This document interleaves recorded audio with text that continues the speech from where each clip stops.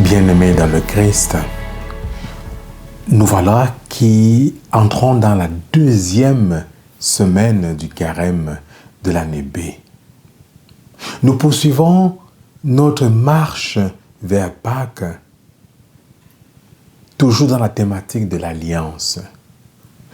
Les textes de la liturgie de ce deuxième dimanche du carême nous présentent dans la première lecture extraite du livre de la Genèse, la promesse faite par Dieu à Abraham. Dieu fait une promesse à Abraham parce que Abraham ne lui refuse rien. Ce qui est très cher à ses yeux, ce qui a du prix pour Abraham, Dieu lui demande de le lui donner. Abraham ne refuse pas. Nous verrons que dans le sacrifice, la demande du sacrifice d'Isaac, à travers cette demande, Dieu met Abraham à l'épreuve pour voir jusqu'où il est capable d'aller dans sa relation avec Dieu. Dieu ne veut pas de sacrifice humain, mais il veut simplement que nous soyons en alliance avec lui. Voilà pourquoi il fait une promesse à Abraham. Cette promesse est tellement claire à travers la voix qui retentit, à travers la voix de l'ange.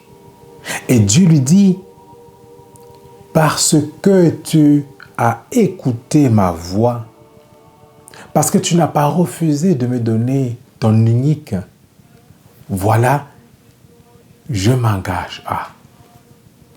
Cette même voix est entendue par Pierre, Jacques et Jean au moment de la transfiguration du Christ, qui est au cœur de l'évangile de ce deuxième dimanche du carême.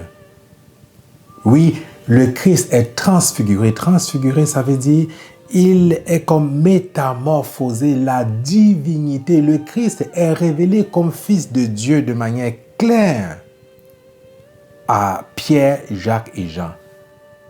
Et l'évangéliste Marc décrit clairement cette transfiguration à travers des mots tangibles. La splendeur, la blancheur. Oui, bien-aimés dans le Christ, le Seigneur Jésus est transfiguré.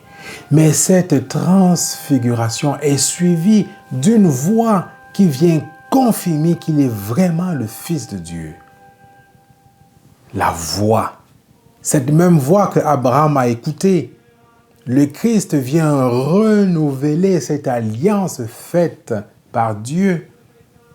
Et la voix confirme qu'il est vraiment et réellement le Fils de Dieu.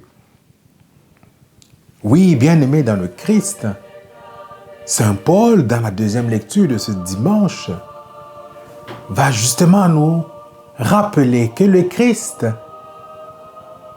pierre angulaire, le Christ qui renouvelle cette alliance, est mort et ressuscité pour nous. Il répond, il actualise cette promesse, cette alliance faite avec le Père. En cette deuxième semaine du carême, plusieurs vidéos vont vous être proposées pour vous permettre d'approfondir, d'aller plus loin, plus en profondeur dans